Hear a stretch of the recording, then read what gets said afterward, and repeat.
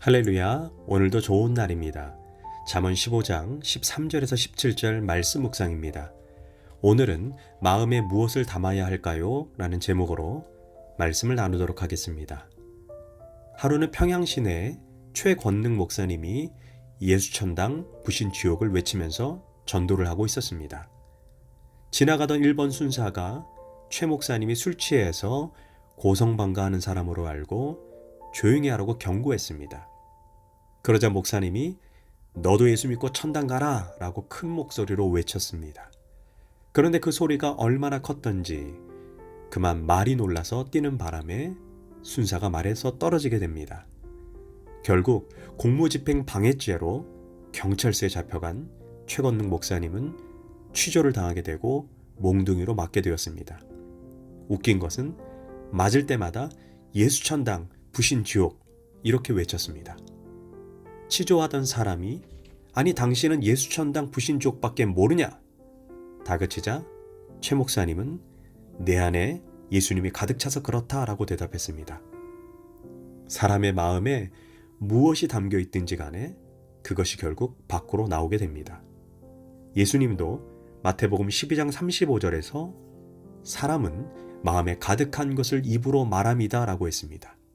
마음에 선한 마음을 담으면 선한 사람이 되고 마음에 악한 마음을 담으면 악한 사람이 됩니다. 한자에 일체유심조라는 말이 있습니다. 모든 것이 마음하기에 달려있다라는 의미입니다. 마음을 어떻게 먹느냐에 따라 그 인생이 바뀌는 것입니다. 바울도 빌립보서 2장 5절에서 너희 안에 이 마음을 품으라. 곧 그리스도 예수의 마음이니. 곧 우리에게 보배 되신 예수님을 마음에 담으라고 말하고 있는 것입니다. 그러면 향기나는 인생이 될 것입니다.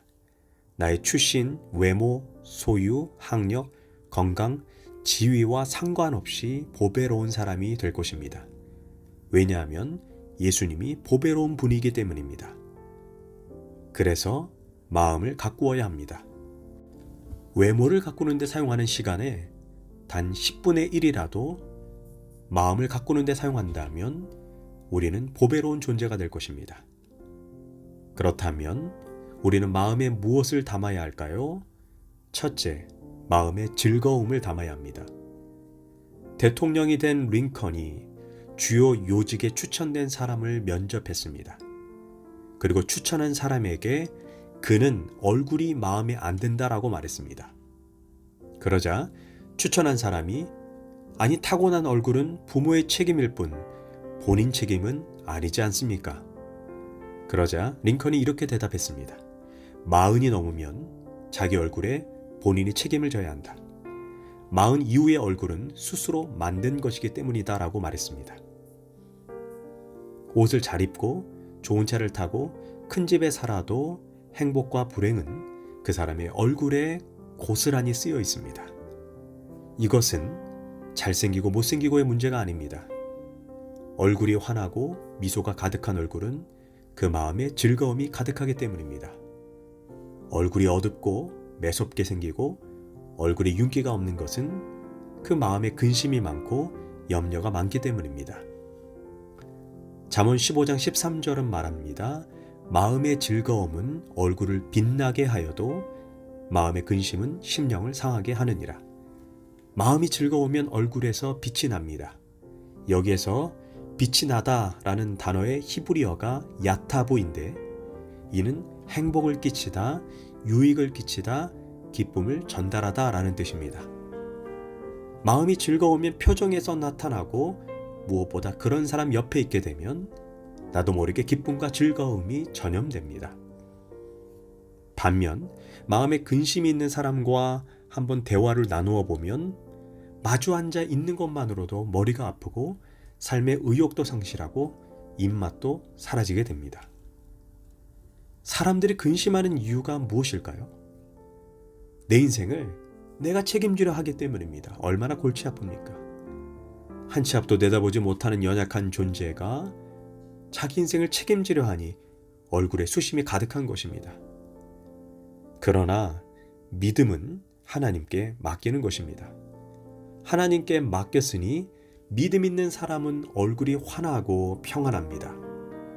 통계조사에 의하면 사람들이 맡기지 못하는 1순위가 자녀 문제라고 합니다. 2순위가 노후 문제, 건강 문제라고 합니다. 그런데 가만히 생각해 보십시오. 자식 문제가 근심 걱정한다고 해결됩니까? 건강이, 노후가 사실 내 뜻대로 됩니까? 우리가 할 것은 하나님께 맡기고 기도해야 합니다. 성경은 분명히 말합니다. 내 염려를 주께 맡겨라. 이는 그가 너희를 돌보심이라. 맡기면 그때부터 하나님이 책임집니다. 사실 행복은 환경이 아니라 태도의 문제입니다. 소유가 많다고 행복한 것이 아니라 모든 상황 속에 마음으로 감사할 줄 알면 그 안에 샘솟는 기쁨을 하나님이 부어주시는 것입니다. 둘째, 마음에 말씀을 담아야 합니다. 14절은 말합니다. 명철한 자의 마음은 지식을 요구하고 미련한 자의 입은 미련한 것을 즐기느니라. 여기에서 지식을 추구한다는 것은 진리에 이르는 지식, 즉 하나님의 말씀을 추구하는 것을 말합니다.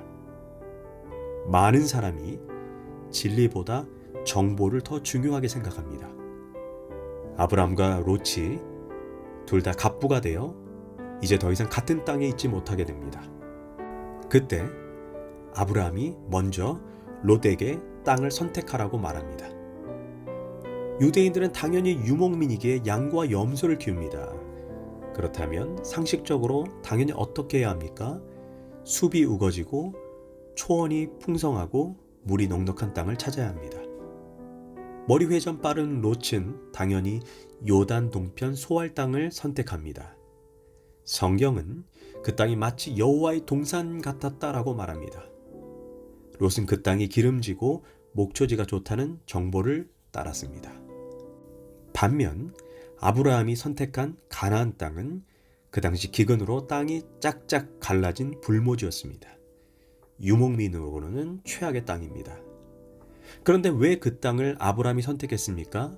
바로 하나님이 말씀하신 땅이요, 하나님이 가라고 한 땅이요, 하나님이 머물라고 한 땅이기 때문입니다. 그는 정보가 아닌 말씀을 추구했습니다. 그런데 최종 승자는 누구입니까? 롯이 갔던 소알 땅은 나중에 소돔과 고모라의 땅이 되어 완전히 망하는 땅이 되고, 아브라함의 땅은 젖과 꿀이 흐르는 기름진 땅이 됩니다. 여호수아 1장 8절은 말합니다. 이 율법책을 내 입에서 떠나지 말게 하며 주야라 그것을 묵상하여 그 안에 기록된 대로 다 지켜 행하라. 그리하면 내 길이 평탄하게 될 것이며 내가 형통하리라.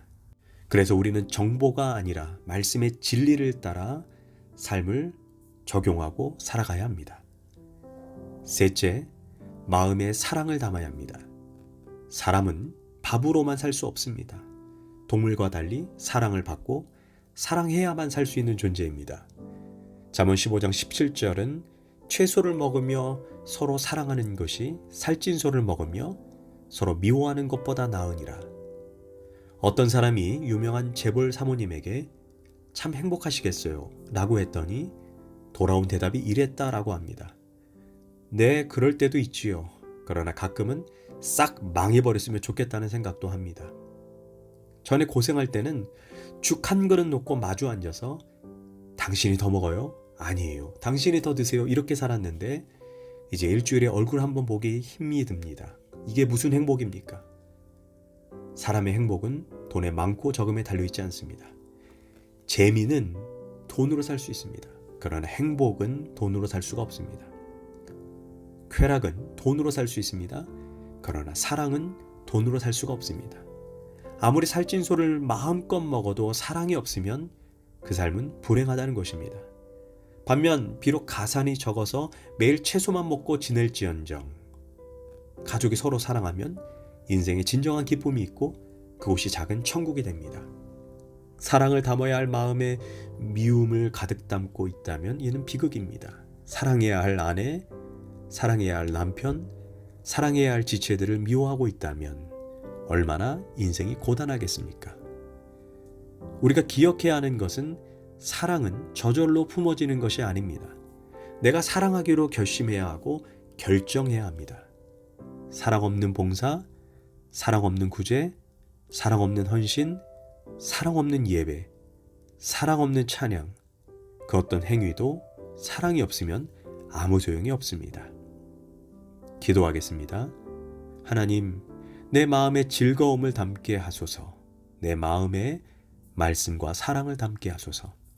예수님의 이름으로 기도합니다. 아멘.